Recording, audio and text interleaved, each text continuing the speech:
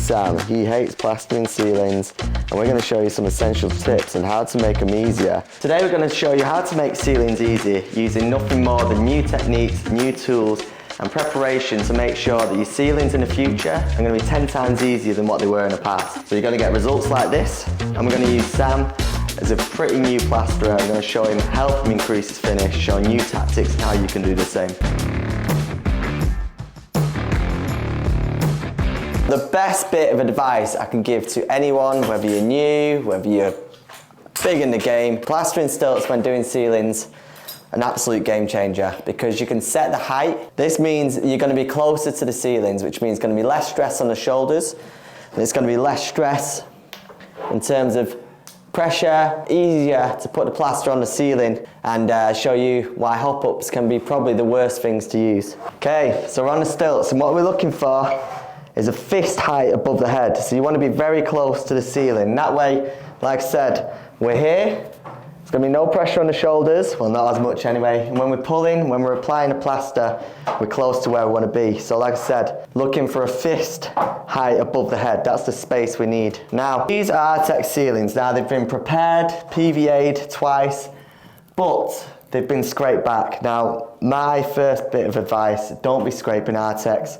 It can contain asbestos, and this is actually a recipe for disaster in terms of health and what you're going to put yourself through. So that, as a rule of thumb, don't be doing. Now, when we are loading up to apply the plaster to our ceilings, you don't want to put too much plaster on the trowel, because what's going to happen, you're going to apply it, and if it's too much, it's going to roll over the other side. So you want to be, this is something that we can't really teach. You've got to find your own measure, but if you're just starting out, just load a decent amount on the trowel, but don't go too heavy. Now we're going to start on the top left of the ceiling. I'm going to start from the left side, putting a nice generous coat on.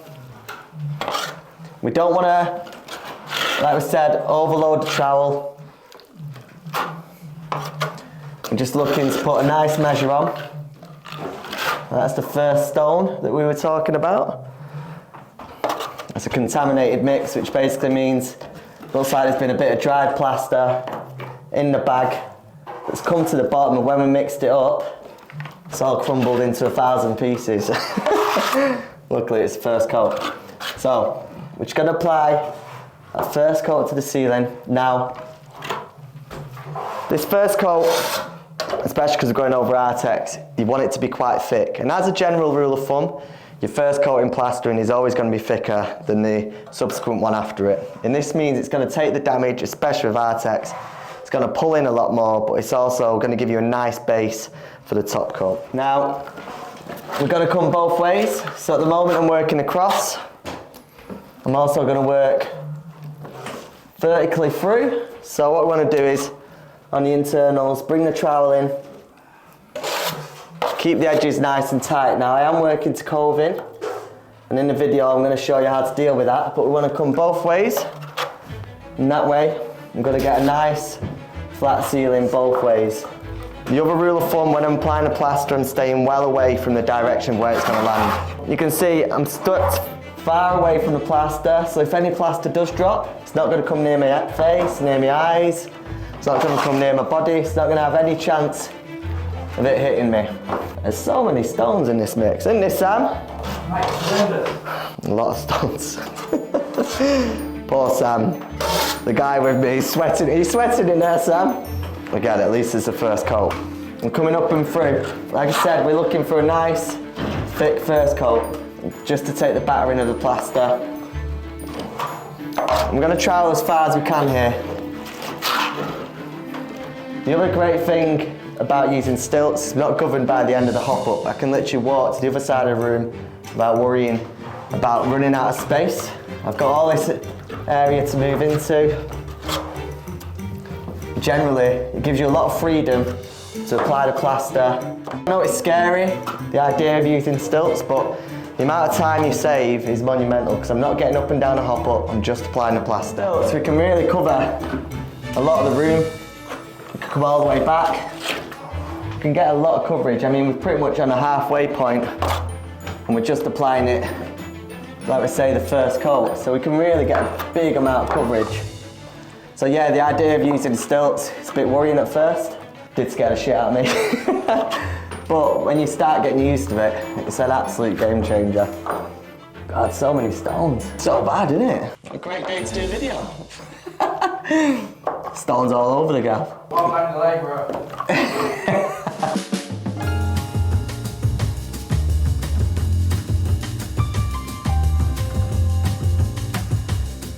Now this is the second way to make ceilings easier. This is the X Skim. It's Rafina's version of the Speed Skim. Both great bits of kit. It doesn't matter which one you use, but what I will recommend is a pole attachment. Now what this is going to do is give you the leverage to flatten whilst you're staying on the ground. Again, you're going to save your time going up and down the hop up. You're even going to save time going on the stilts. You don't even need to do that. You can do it all from the ground. Now, these pole attachments and ceilings save a hell of a lot of time and they help you get the ceilings dead flat. Now I've thrown this ceiling on and there's stones in the mix. So even with that in mind, we're going to aim to make sure we're going to get this nice and flat just using this. So let me show you. So you can probably just see my little head, but we can literally from the ground walk across and look at the difference we're getting there with that. I'm getting nice flat ceiling with one pass, come the other. Now it's just going to save a ton load of time whilst getting our ceiling dead flat. This is Sam. He hates doing ceilings, don't you, Sam? I hate them, especially when there's stones everywhere.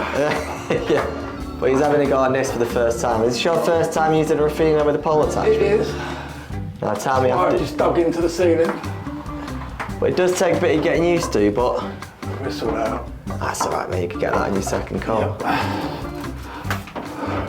But the difference is getting from the floor rather than up and down a hop up. How is it, brother? It's alright. It's kind of big. I'm not used to one that's so big.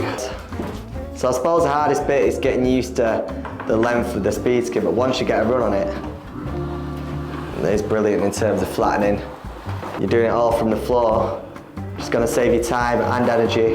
And actually Sam's doing a very good thing here. This is what I recommend anyone who does ceilings. Go both ways, so you run that way as well as this way. So he's going both ways, which is exactly what you want when you are flattening. Is this better than going up and down a hop up, mate? Much better. Yeah? Does it save a bit of time? Especially this time of the day when I've been doing it all day, I'm knackered. Tell everyone on YouTube, doing ceilings, does it hurt? Yes. My shoulders hurt. Yeah? Shoulders hurt? My hands hurt and my wrist hurts.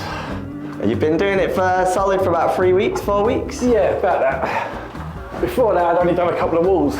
He's getting good. He's getting very good. Well, you're suffering a little bit, aren't you? Yeah, my elbows hurt already. What, does this hurt more or less than the trowel? A lot less. Yeah? It's the polishing that hurts my elbows. Polishing. Yeah.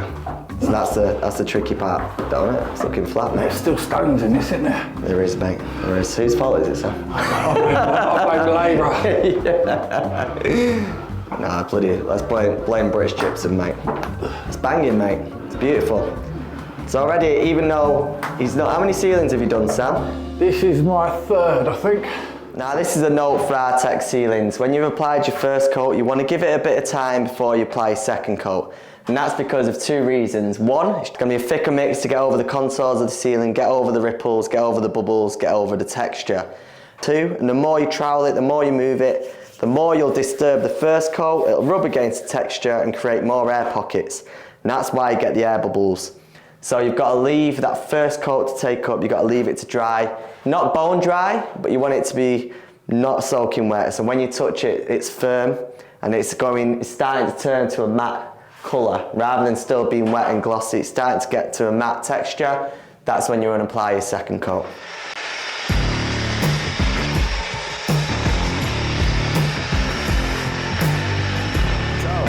Hopefully this second mix hasn't got bits in it. We're doing the same thing. Perfect. It's perfect, is it, Sam? Perfect, says Sam next door. So, again, we're playing a nice even coat. We're just working our way to the centre, starting at the top left of the side of the room. And just coming all the way in. Again, having these stilts is making a massive difference because when you're applying it, you're close, you can move back. Generally speaking, we can get it on a lot faster than as if we were just on ladders or hop up. So, again, that first coat is taking all the damage. That's what's going to take all the brunt of the background before it. And by letting that set, we've got a firm background to work on. It's been nicely flattened with the speed skim. And generally speaking, this is where we can start getting the finish. I'm constantly moving out of the way of the plaster. It depends how you want to work. I can work to my right, I can work to my left, I can work both ways, but my idea is I'm staying well out of the way. If it falls down, at least I'm out of my way, the head's not near it, I'm not underneath it. The worst thing is to be plastering with your head underneath your trowel. That's going to be plaster in the eyes, you're in hospital. And on that note, you should always wear goggles. I don't, but I'm stupid. And I've been doing it a few more years, but yeah, I am stupid. I should wear goggles because I've heard some horrible stories of people ended up in hospital because they got an eye full of plaster. So, wear goggles. It's not worth it.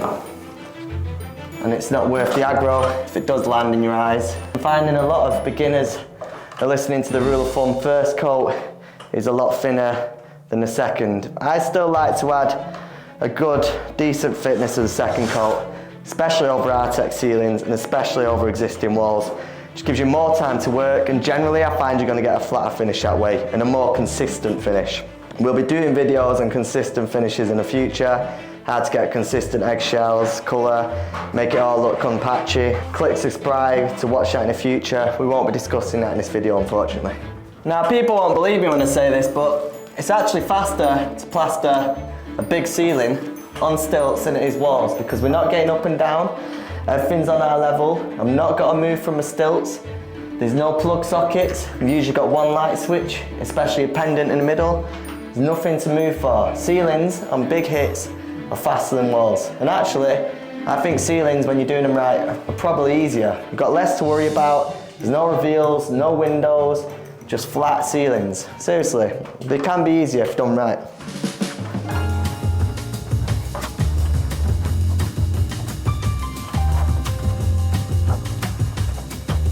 Another question I got was, how do you plaster into a ceiling when it's too big and you can't meet in the middle? So what I like to do, say if I plaster finish there, I'm going to apply the plaster, come forward, come back on myself and trowel that line out. So for example, my plaster finishes up to this point. I'm going to come back, and what I'm doing is troweling that line out where I applied the first bit. So come forward, come back, troweling that line out. So where you finished from your last point, put it on.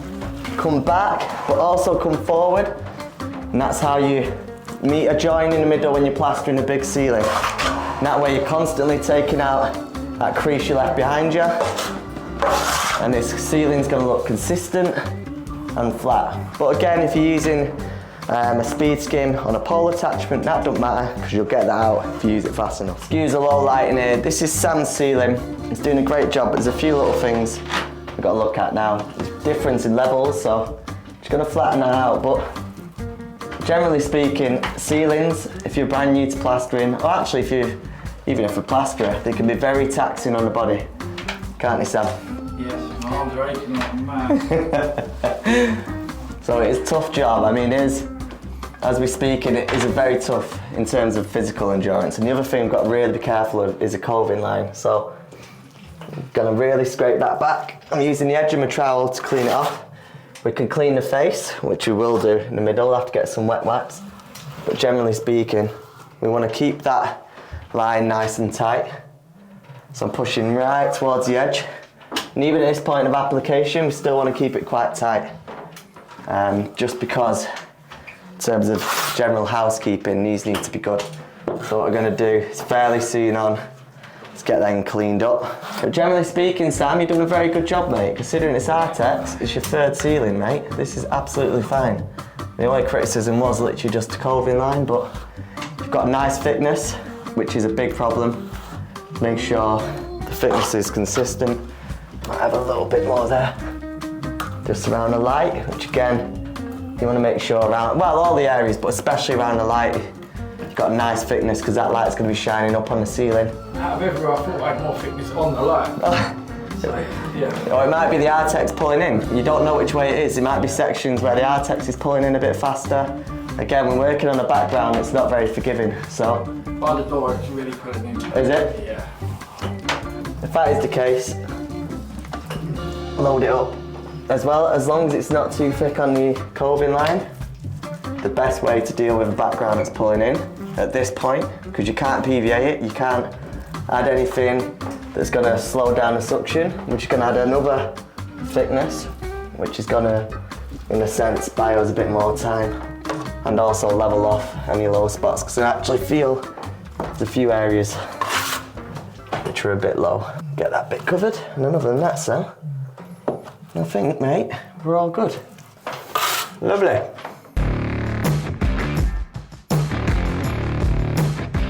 So, second coat's applied. Now I want to make sure I'm tucking nicely into that corners, watching out for the coving. And I'm actually putting a lot of pressure upwards to try and get all them lines out. Again, just making sure we're getting it nice and flat, ready for the flattening stage.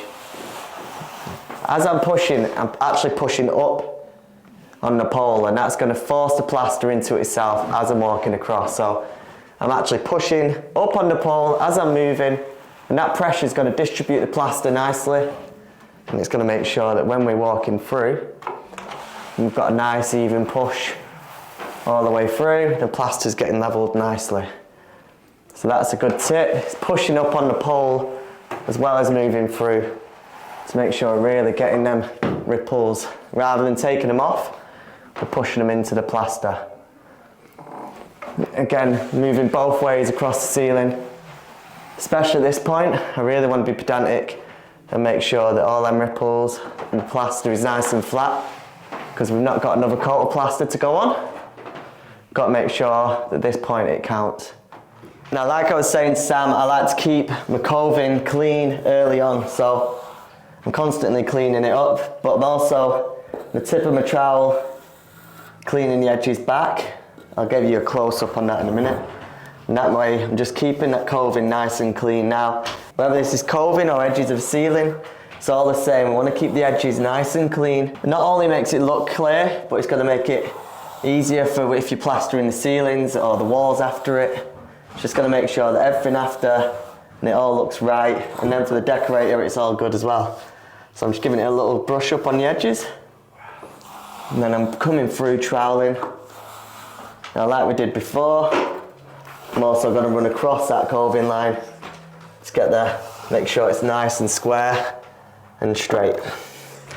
Keeping our edges clean is just going to make the whole process a lot smoother in the future. It's going to stop any drag marks from coming from any hard, loose plaster, and it's just going to make sure that everything that follows, we're on track, ready to go. So in my opinion, keeping your edges, corners, all your angles clean from an early stage is crucial for an easy hit in plastering, whether it's ceilings, walls, or anything for that matter.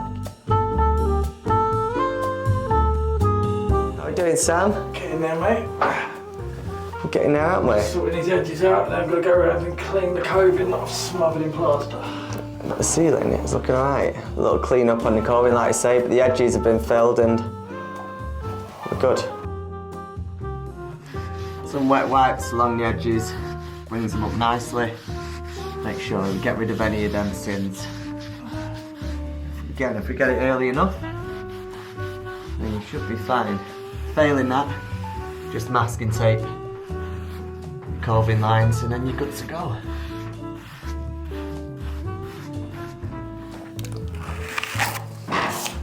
Quick little tip, always leave a bit of fat on the edge of your bucket. And then if the light catches your eye and you see something, I don't even know if you can see it on this camera, but you can use the hard stuff rather than the wet fat from the trowel and trowel it in. So always leave a bit of fat on the edge of your bucket. Just spotted something with Sam. It's not critical, but something to point out to the viewers. So, Sam was just saying about his ceiling, he feels it can be a bit ripply sometimes. If you do what you did again before there, mate. Now if you stop there, stop. Now, Get closer. we look at the, no, that's right. If we look at the angle of the trowel, and if you show me your trowel, what you've got there, how much fat is picking up. As the later stages go on, we do want a slightly open trowel, but we're actually tucking it in. So it's not like that, that's the angle Sam had. We want it about, I'd say about 20-30 degrees. And we're keeping the pressure upwards, we're pushing into the ceiling. But as you can see, I'm not really pulling any fat off. Keeping the edges wet, lubricating that front edge. And it's weird, it's hard to describe. You want to push the back edge in. You've still got an open trowel, but we're putting all our effort into that back edge, forcing it upwards with a forearm. This is probably why Sam gets tired. Because that way we're keeping all the plaster in the ceiling and it's staying on the ceiling, because at this point we don't want to be taking any plaster off. We want to keep it on the ceiling, not off it. So we're pushing all our effort in, putting all the focus in, and now I've collected is a little bit, but I'm going to put it back into the ceiling again. By the end of this point, we don't want any plaster on the trowel. At the beginning stages, when we're flattening, when we're taking our first flattens after the plaster's been applied, maybe, but at this point, as the plaster's setting, we don't want anything on the trowel. We want to keep it lubricated. We want to keep our angle trowel. We want it about, like we said, roughly there. We're looking at about 20 degrees. 45, that's towards the later stages. About 20-30 degrees for here now.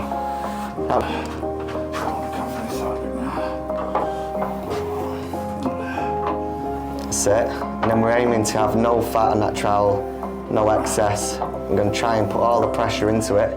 That's a lot less than what I had earlier. Yeah? Much less. Well, now I bet that's watery rather than it being solid. That's probably just residue from your brush. But you can actually see from this angle, it's a lot flatter. And the more pressure you put on that front edge of the trowel, the flatter it's going to be. So you want to be pushing up with your trowel as you're troweling across. It's going to force the plaster into itself and generally give you a flatter finish. That's nice, Sam. His coving's cleaned up, it's got nice edges. That to me is starting to look like a solid ceiling. Well done, Sam. Legend. So this is pretty much it. This is my last trowel of the day. And at this point is when we can open up the trowel. This is going to give us a nice finish, give us that final polish. But generally speaking, long strides, open trowel, lots of pressure, with water on the edges. There's everything you need to know to make ceilings easy rather than hard. Got the stilts, got a pole attachment, we talked about cleaning the edges, angles of the trowel, and making sure that Sam's going to go home and have a nice beer tonight. Thanks so much for watching. See you next one. Thank you so much for watching. Now, if you found that useful and you want to find out 10 essential plastering skills that are going to make your life easier in plastering, whilst...